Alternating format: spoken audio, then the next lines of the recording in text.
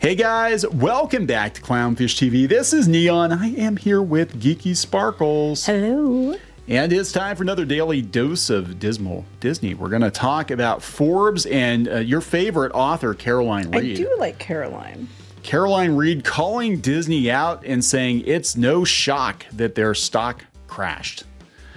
So we're going to listen to, or read rather, Caroline's opinions on Disney stock and see if we can't figure out why Disney is crashing hard, because they've actually had a couple of wins, right? Inside Out did really well. And it looks like, you know, Deadpool and Wolverine is going to do well. And some people are excited about their parks announcements, I guess. I don't think they've really announced much. Well, the possibility of them maybe possibly doing something to compete with Universal. But their stock is actually standing in contrast to other companies rebounding. Now, Nike, I did find out what was going on with Nike. Apparently, Nike said that they had a drop in projected sales or something. And some people said that they were getting kind of weirdly political. The drop in the sales is probably why, which is probably stems from politics. Probably, but also, you know, we're dealing with luxury items, both Nike and Disney, and we're in a really tough economy. And, you know, people are going to cut something. They're going to be like, I can go to Payless. I can, I can take the kids to the local carnival or something and not go to Disney. So let's talk about this. Before we get into it any further, please subscribe for more pop culture news, views, and rants. Guys, you get woohoo if you do. Woohoo. Come from Forbes. It's no surprise Disney's stock price crashed below $100. Here's why. Tell us, Caroline, why? Because we did a video on this and we are kind of like, yeah, not 100% sure, but it seems like she's saying a lot of, or speculating as to a lot of the same reasons that we were. Right. Everybody's saying it. Yeah. Yeah. So they said theme parks. Theme parks are the engine behind Disney's profits. Oh my God. Oh my God. You don't say. They said the resorts are grouped under experiences, which account for the majority of its $12.9 billion operating income last year. Mm-hmm. Yeah, people don't understand how important the theme parks are to Disney. When the movies are down, the theme parks pick up the slack. Yes. And what happens is a lot of times they start juicing their theme park customers, these annoying fees every time that they have a box office bomb or whatever. It's like, oh, this movie did bad. Now all of a sudden, oh, look, we're charging for parking or something. Yeah, we're upping the rates. Yeah. We're upping the rates. Yeah. They said, it's far from a flash in the pan. It's been Disney's bread and butter. Even when their movies were in the toilet, like in the 70s and 80s, early 80s. I was going to say last year. Yeah, last year. The parks got them through because everybody goes to Disney. Because when their movies were down the last year, they were like, but our parks. Yeah. Theaters were closed. They had Disney World open. Disney World was carrying the water for everyone. I know, because Disneyland wasn't allowed to open for like a year later. They said this, she said, this stands in stark contrast to the Disney Plus streaming platform, which has burned up more than $11 billion in operating losses since 2019. It's not even forecast to make a profit until the end of this year. And again, Disney Plus might not be profitable. They're saying the Disney streaming services now. So they're rolling ESPN Plus, Disney Plus, Hulu, all that together. It's probably Hulu carrying the weight of everyone, is what they're going to probably do. Yeah, so she's saying, she's actually agreeing with us, believe it or not. She said, in an attempt to capitalize on the success of the theme parks, Disney announced in September of last year they're going to invest $60 billion in experiences, right? Over the next 10 years. Over the next 10 years. It was widely reported this would all be directed at theme parks, but close readings of the filings reveals that they will only get half of the total, with the difference spent on Disney's cruise lines and maintenance of existing technology. Okay, now when they did that pie chart, though, ahead of the annual meeting when they had pelts and all that stuff going on, Disney said that. They said that all the money wasn't going to be spent on theme park expansions. They had some of it was going to the cruise lines, and at least for upgrades and maintenance, they were spending some of it on that, which they do anyway. So they basically rolled the maintenance fees they were going to spend over the next 10 years into the total. So that's what they probably did. So people were excited. They're like, oh my God, Disney's finally going to spend some money. But and Iger keeps making comments about the overseas parks, and like, I think Disney's got too many plates. I think they're spinning too many plates. They were better off, I think, in terms of like the cruises when they had the, what was it, the big red boat? Was there a thing where they just licensed the Disney characters instead of running the cruise line? They just bought more cruise ships. They bought. So Disney just keeps thinking, well, let's take that money. We'll just do it ourselves. And now they have, a couple more boats in development. They're launching one. They haven't already launched it this year. They bought from another cruise line That's that went the one out. I think that's launching this year. They leased an island. Launch. They leased a whole nother island for the next like 100 years or something like that. I'm like, and it's like, look, there's a limited demand for cruise lines, and I am very surprised that they spent more on cruises. Well, their cruise line's doing well, so they're trying to like milk that for all it's worth, because they think they have more ships. Somehow they're all going to be filled. I think it's just going to minimize demand, but. Interesting, like everybody keeps talking about $17 billion, but the $17 billion they're spending over in Walt Disney World, I want to point out, is 10 to 20 years, at least 10 to 15. So when they say $60 billion overall, the $17 billion for Disney, I think, is extended past that. I don't think they're rolling that in because the plan they have is like 10 to 15 years, not the next 10 years. So I don't understand if that's part of that 60 or they're thinking that part of that is an addition to, but. That's not going to be in the next 10 years. No, some of it, but not all of it. But they're going to burn through a lot of that money just updating technology, right? And just doing overlays. And like, look, if they were serious about spending that money, they would have put a lot more money into Tiana's Bayou. Oh, that thing is, I don't even understand why you would not fix it first. Or like, I was talking to somebody who works in this kind of thing. And they said that, they might have tried to fix it and then broke it worse kind of thing. When they added more stuff to it, they broke what they had. That happened to Frozen. Frozen, the they Maelstrom, actually, when they added that, as I understand it, when they added the animatronics, it actually broke some stuff. It did. That's why it wasn't going down like that before they made it Frozen. And I don't know if it was just like it was taxing the electrical too much or what was going on. The difference is they weren't having the trouble with that one like they were with Splash Mountain. And Splash Mountain was it was a joke of whether or not it was going to run or not. So in that situation, you'd think that they would want to replace the entire system or something. I mean, keep the building, but replace the system. And I'm sure they didn't. It's expensive. They're using the same system. It's overlaid it, but they should have fixed it first or just pretty much replaced it. But they didn't. I mean, all that flower, all that foliage from Hobby Lobby probably costs a lot of money. Yeah, I don't know. I don't think this money's, I think everybody's like, oh, well, that's going to build like 10 more theme parks. No, but they said, this is kind of their answer to Universal and Epic Universe. They said that it's reportedly going to cost at least $1 billion. Yeah, for the 750-acre site, but it's been doubled. Oh, yeah. They doubled the size, and that's just for the first round. I think when they might have expansions, which is why they added more land to it.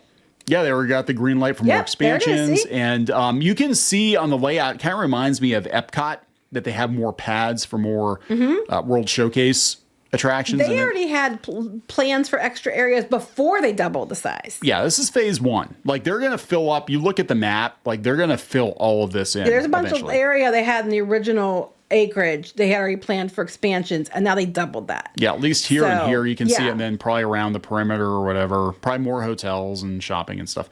They said despite this, when Disney's $17 billion investment was announced on June 12th, its stock closed down at $180. 2 days later, it dipped below $100 for the first time in 4 months. And then it nudged back over that threshold before crashing back down at the end of the week. $99.29. It's actually down to $98.06. And again, it's been up for a few months. I want to point out again that the stock plummeted the day before the annual shareholder meeting when the media was running with the fact that Peltz was going to lose. Yeah. The stock plummeted before that. It's off from 49.6% in March of 2021. On the face, it may seem hard to understand why Disney's investment in its most profitable division has not been met with approval from stockholders. You can see it, though. They said basically it's going to cost a lot, and I think it's going to take a long time for it to happen. This is one of their Imagineers, in Paris, Bjorn Hirwagen, director of show design production in Paris, said theme park attractions cost so much because it depends on what you're doing. It depends on your technology. It can depend on the products you use. It depends on the size, capacity, et cetera, et cetera. Basically, that money might not go very far, especially when you're dealing with Disney. And also, remember, guys, it takes them 5 years to build one coaster. Contractors don't want to work with Disney because they keep screwing them over. We have heard that. Yes. Yeah, from multiple sources. And actually, this explains why Universal, it seems like they're adding new attractions every year. Like, oh my gosh, yeah, Velocicoaster, boom, done. Minions, boom, done. DreamWorks Land, boom, done. Velocicoaster would have taken probably 3 to 5 years at Disney. Mm-hmm.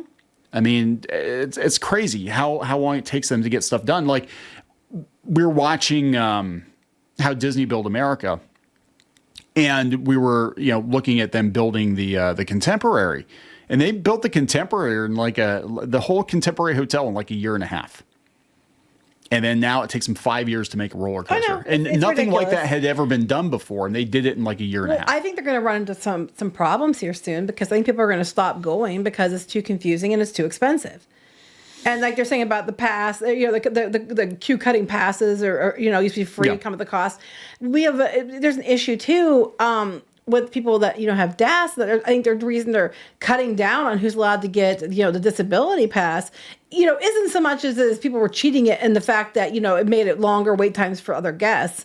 I think it's because people were cheating it so they didn't have to pay for Genie Plus, and now they want people to pay for Genie Plus. And if you have a party, of 4 that want to use that would normally have a DAS and get put through, all those people have to have Genie Plus to get through the line. Do you hold the place in line for somebody? They make a lot of money on the disabled people, and it's terrible, but that's what I think is going on, in my opinion. Yeah, they're also saying that they think that travel has basically maxed out. That a lot of people took trips to Disney because, as she said, she must be British. She said furlough money, but yeah, a lot of people had their stimulus checks, and they had extra money, extra time. They were in their houses for 2 years. They wanted to go somewhere, and now that pent up demand is gone. Plus, the prices have gone up significantly since then. Absolutely. The inflation has hit ridiculous levels, and that's been since then. You either pay your bills and your medicine and buy food, or you go to Disney. Yeah. But they're like, even if they build more attractions, it doesn't mean that more people are going to come. They said their parks are far and away the leaders in terms of attendance in every market they operate in. Accordingly, investors in Disney might quite rightly question whether new attractions are even necessary. What? No, see, to no, I attract don't more agree with guests. this. I do believe if they announce more attractions and a fifth gate, or different, parks or whatever, people will come. If you say you're going to get some new big thing, people will definitely go down for that. What they'll do is they'll just wait till it's finished, though. Like, I was going to take a trip anyway. Right. Oh, it's not going to be done for 4 years. Well, instead of going, next year, I'll just save my money and take a big trip. And, 4 years when it's all done, and then I'll go there and Epic Universe is probably what they'll do. I completely believe people will come if they announce things. But you also have to understand it's going to take them a long time to do it. And then people might just, delay their travel for a year or two to wait till it's done. Well, that's kind of what happened with, all the upheaval in Hollywood. A lot of people were postponing their trips because they're like, Hollywood is torn up, and then Epcot was torn up, and they're like, yeah, when it's all done. By Hollywood, he means Hollywood Studios. Hollywood Studios, yeah. But this is interesting. So people are like, why is everybody getting so upset about Tiana's Bayou Adventure? It's just a retheme of Splash Mountain. She is saying on Forbes, it is a big deal because it shows that current year Imagineering is not up to snuff. And they're not. They just spent a bunch of money on retheming one attraction, and they dropped the ball. They dropped the ball. And this one especially, you had to make it better, and they didn't. And it beyond the dropping the ball and the fact that they didn't even make it exciting, or they could have just used the ride or the movie as the ride base instead of making something new. That's what I thought they were going to do. Yeah. They have the whole issue with the fact the ride system still doesn't work, and it's an ongoing issue.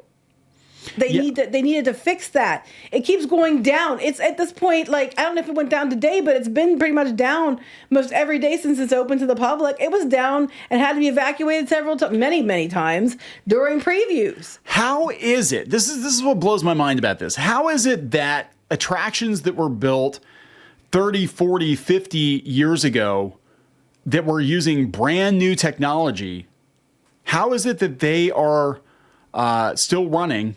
And they're running well, and they're more reliable than newer attractions. You know what I'm saying? I know this stuff gets more complicated, but remember, Carousel Progress was a brand new thing. Small World was a brand new thing. The American Adventure. That thing is, I got to see behind the scenes. That thing is incredibly complicated. Nah, you lie. You don't ever get to go backstage. You're never media. I was never media.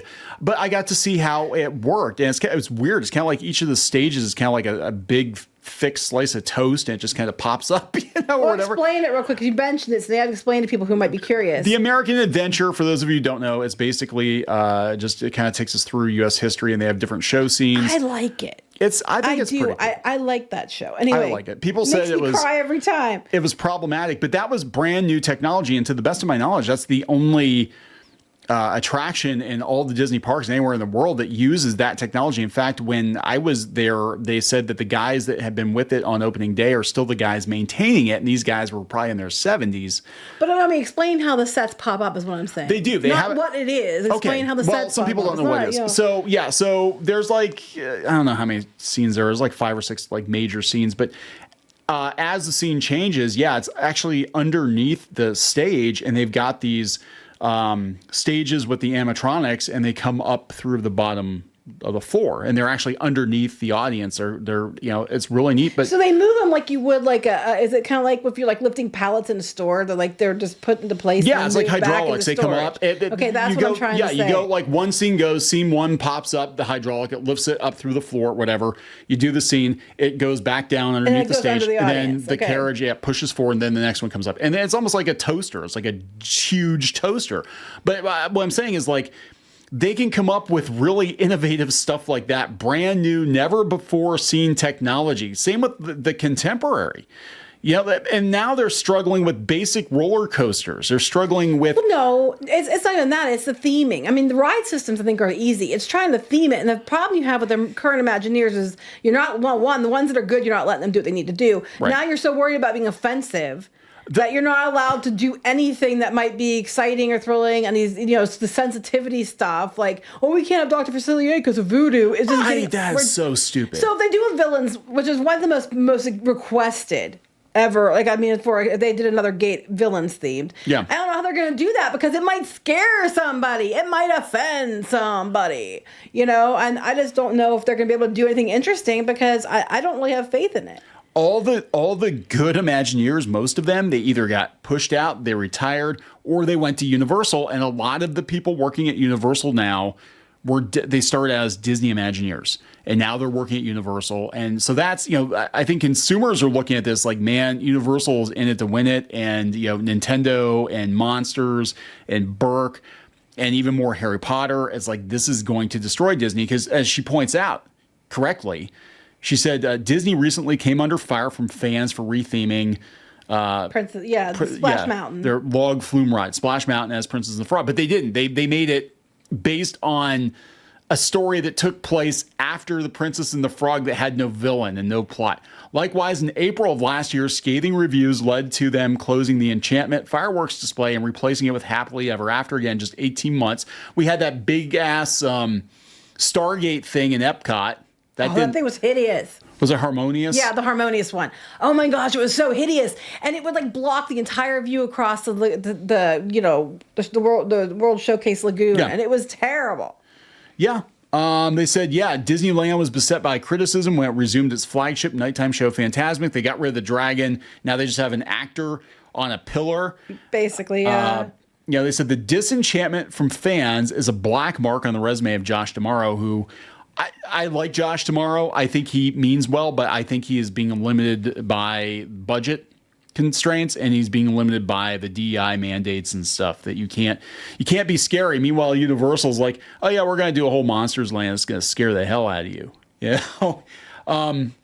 So it's like investors have questions. They're like, what are you going to do? It's like we give you, even if you have $30 billion to play with, are the attractions going to be any good? Well, okay, let's say the $30 billion to play with after, I don't know what the numbers are after, like maintenance and stuff, but you're figuring a bunch of that's going to go to cruise lines, a bunch that's going to go to other parks outside the U.S., probably a bunch of it, you're going to get some expansions, but, and that's over the course of 10 years. So that's only like $6 billion a year. Yeah. And that's for everything, including cruise lines. And they have a couple big ships. They bought a new island. They have a new, lighthouse point and that all setting up and all that. Well, they're talking about how Disney, now their whole thing is they'd rather plus existing attractions and build new ones. Plussing rides and some updates are successful. They're exporting them to other parks. Epcot, Yeah, the R&D. The reason they do stuff like in Shanghai and that, when they're partially owned by China, they pay for the R&D and then we just copy it. Yeah.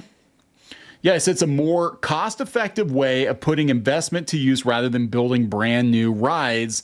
However, even plussing comes with a risk as shown by Princess and the Frog. Theme park attractions typically have an expected lifespan of several decades. No, Splash Mountain was down, but not as much as it is. Splash Mountain was down a lot, but it's gotten worse. I think that the system can't sustain. Yeah. And they obviously didn't update or change it. Or they messed it up if they tried. So, yeah, they're just like, it's just not, this isn't, look, long and short is they're getting a bunch of money, but they're not going to, if you think Disney is going to wow you with all this money, look at what happened with Epcot. Remember the wow factor when they announced the blue sky, like, look at all this great stuff we're doing, guys. And then they immediately started canceling stuff and they cut corners and the Communicore Hall is a freaking joke. People are like, it's a cafeteria. Remy's is a clone from France, and Tron is a clone from China. And the other thing that was new was Guardians of the Galaxy. I mean, it's cool we got them. It took forever. I think that they're really cool that we got them. Guardians is definitely a really awesome ride. But, the other ones were just clones. Yeah, Guardians was greenlit years ago, right? So it's like, I mean, that thing, I think 2017 was. Yeah, so it was like, but mostly it's been clones. They're talking about all the fees, the upcharges. People are pissed about that. Yeah, and they said, I don't. There's reasons the stock is dropping. There are lots of reasons. There's lots of reasons. They're talking like even though they're doing well, the studios are only getting half of the box office because they have to split with theaters. Well, that's normal. That's nothing unusual. See, I don't think that's a reason because that's been the ongoing issue this whole time. That's not a new thing. Yeah, they're like all the Imagineers are leaving. Some of them are going to start their own firms. And they're working on other theme parks, not even Universal. Like some of them, I think, are working on like the Saudi Arabia parks and stuff like that.